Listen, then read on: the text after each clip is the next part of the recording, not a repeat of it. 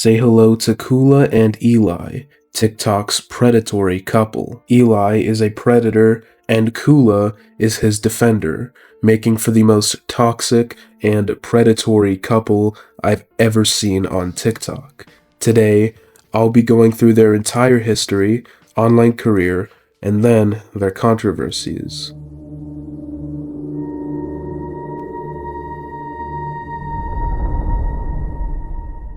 Kula is a 35-year-old native Hawaiian TikToker with stage 5 kidney failure. She's most known for her role-playing as characters such as Wolf Queen and Dark Queen. She frequently changes her name, using aliases like Luna and Jasmine, before reverting to her real name Kula, which she goes by now. According to sources who worked with her and her family, Kula wasn't always like this. She lived with her fiancé of 13 years, Daniel, in Hawaii, where they worked together. Since she doesn't drive, he provided transportation to work and such. Kula managed her health and dialysis treatments until she became involved with Eli. Kula met Eli through Max, Eli's ex, whose divorce has not been confirmed yet, possibly on TikTok. Kula and Max engaged in role-playing. Eli discovered Max's interactions with Kula, labeled it cheating, and considered filing for divorce. Afterward, Eli began talking to Kula, marking the start of her behavioral changes. They frequently went live on TikTok, flirting and talking, even while Daniel was in another room. Kula actively cheated on Daniel with Eli, and their relationship fluctuated until they decided to meet in person, at which Kula ended her engagement with Daniel. Using her SSI check, though she claimed Eli paid it, Kula bought a plane ticket to visit Eli, planning to stay for a month until her next check arrived. Their first in-person meeting was live-streamed, with Max and Eli's other ex-wife, Dusty, present. During their live streams together, Kula and Eli began asking followers for money, claiming they needed $600 for a phone bill, which raised suspicions. Kula falsely claimed she attended her dialysis appointments, but the hospital near Eli no longer offered dialysis services, and the closest facility was in another state. She made no arrangements to go, so clearly she was lying. Their Lolcow arc began when Kula was kicked out of Eli's place. This led to Eli calling the police on Kula after she refused to leave and broke down, citing no money or place to go. Maybe she shouldn't have abandoned her fiancé, but anyway, during the incident, Kula called the police officer cute, and the officers arranged a motel stay for her to sort out her situation. Dissatisfied, Kula demanded a better hotel, got it, and went live, showing off her room and growling, acting as if she hadn't had a mental breakdown hours earlier. She asked followers for money to fly home and reached her goal, but missed her flight after taking an Uber to Eli's place to reconcile. Eli threatened her, saying Max would beat her butt, and claimed she didn't want to be with her because he had seizures due to social media hate, alleging Kula laughed while Max helped him, though Eli never sought medical care for these claimed 8 to 10 seizures. Eli then expressed a desire to reconcile with Max, prompting Kula to leave. She raised money again, reached the airport, and returned to Hawaii, her home state. Because Kula stayed 2 to 3 extra days, lying about returning home to attend 4th of July events with Eli, who tagged her on Facebook during fireworks, she missed multiple dialysis appointments. She was critically ill, nearly passing, when TikTok followers funded her flight home. Upon arrival in Hawaii, she was taken by ambulance on a stretcher. Her uncle, her deceased mother's brother, and only close blood relative arrived, and knew about her actions from watching her live streams with family and friends. When he tried to take her phone, Kula reacted violently, screaming, crying, thrashing, and scratching at him. he left her at the hospital to avoid further conflict. Eli attempted to cheat on Kula with a woman referred to as L. L, uninterested romantically but suspicious of Eli's behavior, played along to test his intentions. Eli told L he would choose her over Kula and offered to visit Hawaii without telling Kula if L funded the trip. L clarified she wasn't polyamorous and would only be with him if he was single. One day, while Kula was at dialysis, Eli, out of the blue, blocked her on all platforms except WhatsApp to break up with her. Kula, en route from dialysis to work, frantically tried to contact him, sending moderators to reach him. She eventually connected via WhatsApp, where Eli ended the relationship. Devastated, Kula began showing stroke-like symptoms during a FaceTime call with moderators, including L. L urged her to seek medical help, but Kula downplayed it, saying she wouldn't leave work. The moderators convinced her to speak to her manager. While doing so, she ended the call with them to contact Eli, who lied to doctors via FaceTime, claiming to be her husband, while texting L that he was not with Kula. Kula was hospitalized for weeks. During this time, a Hawaiian moderator, G, visited her. While Kula was hospitalized, Eli faced exposure for cheating, sending inappropriate messages to, and flashing a moderator.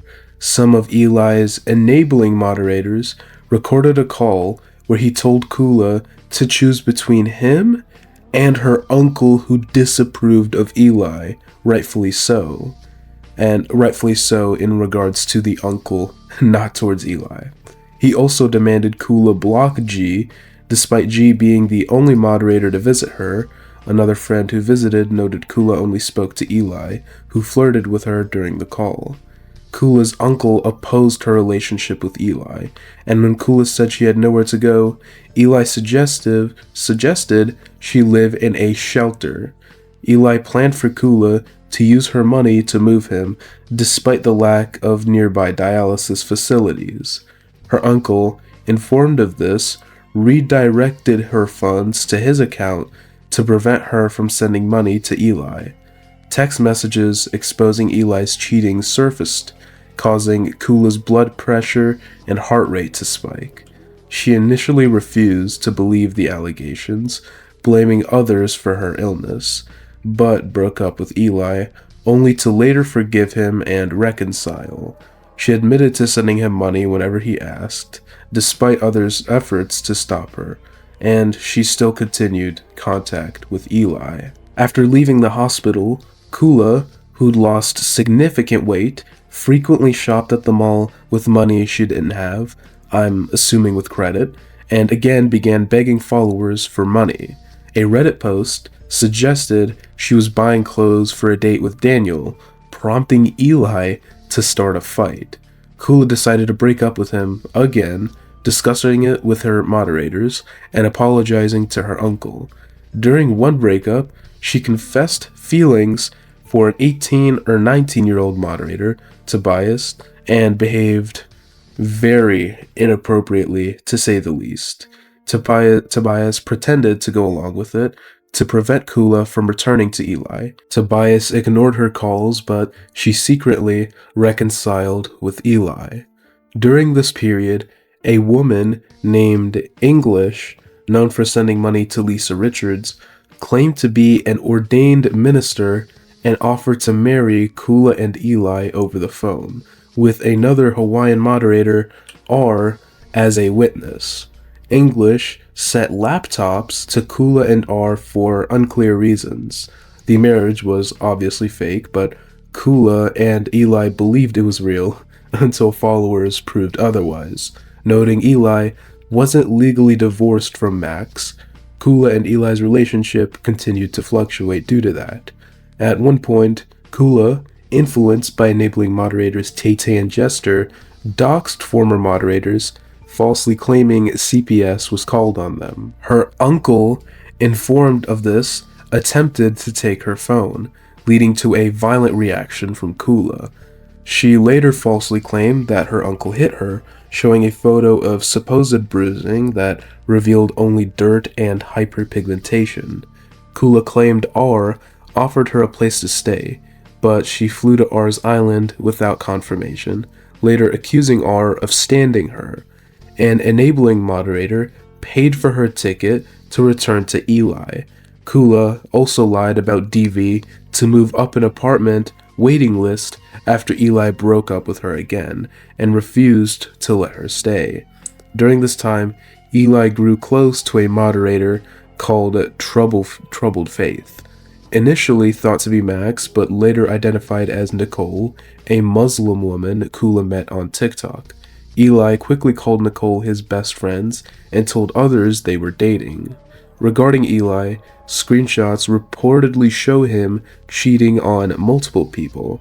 He is highly insecure, frequently asking his chat if he's losing weight and responding to compliments about Max's weight loss with, "We've both been losing weight."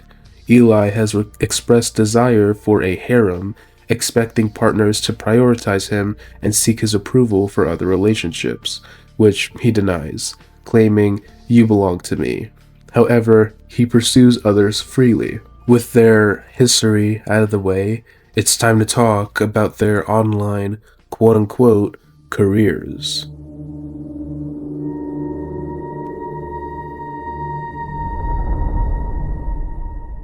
As you know, both Kula and Eli are TikTokers, but they aren't exactly popular figures like Nova or Tofia. They kind of just have their own little sphere of enablers and yes men, and that's just all they really make content for. Either way, they both have a very different approach to their online careers. Eli has deleted his account multiple times and has constantly changed his name in an attempt to hide his former actions. Whenever Eli gets called out for something, he just deletes his account and starts up a new one with a different name to quote-unquote start fresh. He hates it that people only know him as Kula's ex. Also, he's never gotten very popular, at least not compared to Kula, who I will now discuss. Kula is admittedly more popular than Eli, and that is something that hurts Eli's ego very much. And speaking of Kula, her content is interesting. Most of it is her role-playing as her evil queen characters and such. It's nothing too interesting. Something I would like to note though, just as a disclaimer, I did not try to talk to Kula at all. I didn't try to talk with her or whatever. I joined her live stream just to watch it, and she saw my username, Bludspeth joined the live, and then blocked me immediately to where I couldn't watch the live. So I guess I'm in their heads or something. Either way, that's it for this section. Now it's time to talk about the real issues, the controversies.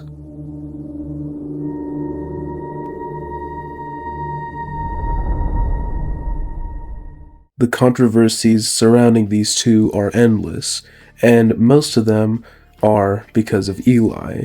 Eli has a tendency to lie a lot, and while that in and of itself isn't too bad, it's what he lies about that is particularly awful. For example, his health, claiming that he had 8 to 10 seizures in a single day. If someone really were to have 8 to 10 seizures in a single day, they'd need to be rushed to the hospital, because that is, I shouldn't even have to explain how serious that is. And to expect that he just went about his life, no medical care at all because of that, that's just, I don't believe that one bit, and no one with a functioning brain should as well. He also, even worse, lies about traumatic events. For example, he claims, and in case you didn't know, Eli is transgender. Eli was born a female. He's a female, but identifies as a man apparently. But he claims that he was taken advantage of by his brother at a very, very young age, and according to Eli, it resulted in a pregnancy with twin girls who were adopted and later passed in a car accident. This is something absolutely awful to lie about, and I'll say this: the age at which this allegedly happened, double ones. I can't say it without getting demonetized, but I know cases exist. Usually, that isn't even possible to have kids at that age, and Eli provided no evidence of this, and actually has a good relationship with his brother, so you cannot expect someone to believe that this happened. Also, when caught lying in a Discord server, Eli claimed his mother did the exact same thing to him, contradicting his previous positive statements about her, including sharing affectionate voice messages. This surprised followers who noted his pattern of lying to avoid accountability, and when he was confronted on livestream, Eli appeared confused and unresponsive. But this isn't all. I have exclusive screenshots of Eli role-playing with a minor in a not very safe for work way. Here it is. Okay, wait. I need to be honest with you before this goes further, and I'm really scared to tell you because I don't want you to stop liking me. What's up? I'm actually 17. I'm turning 18 soon this year.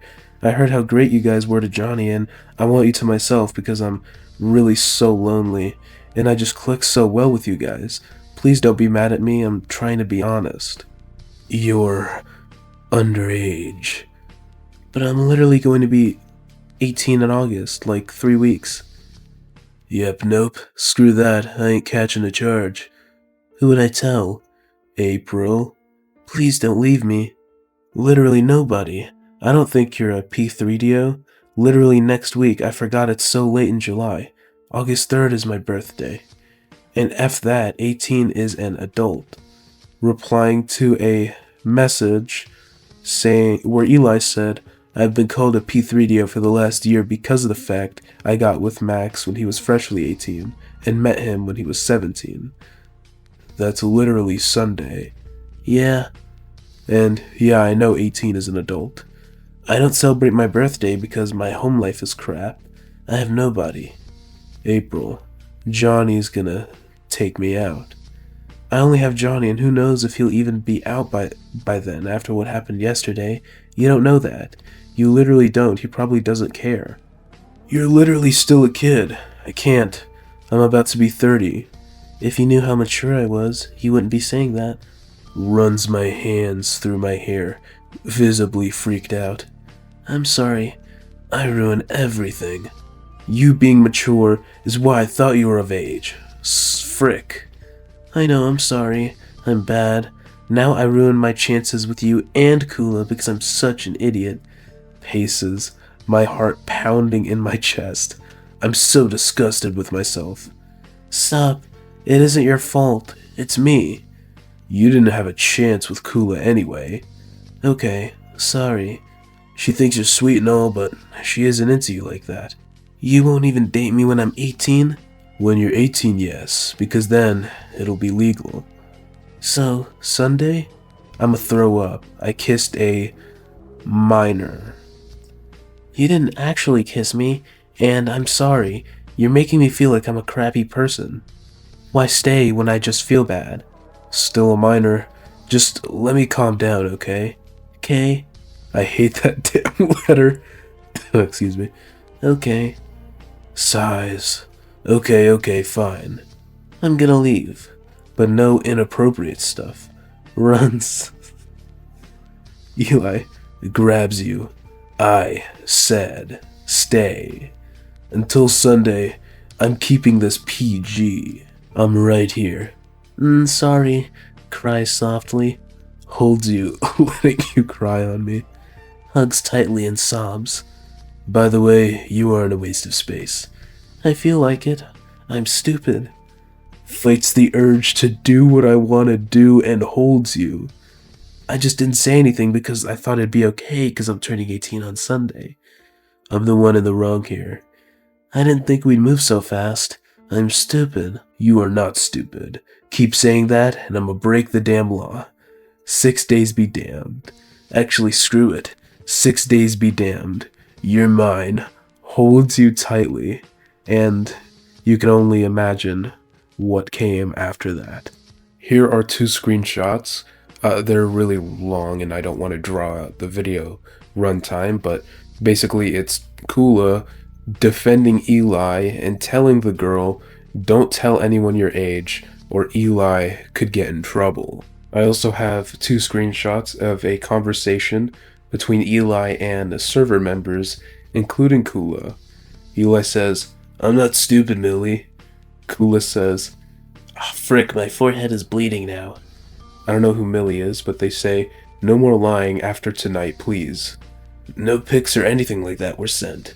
I think now is not the time to be saying that, Kula.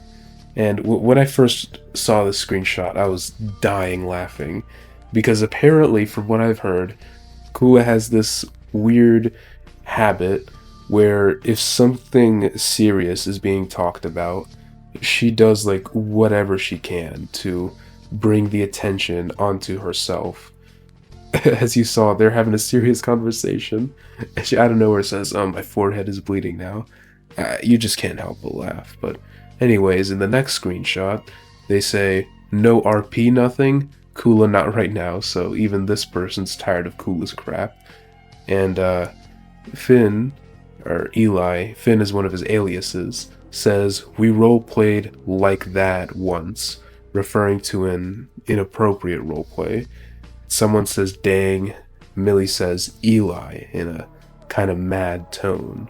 All in all, this video just scratched the surface of these 2. If you want to watch my previous video, you can go ahead. Just be warned, a lot of the info isn't exactly accurate.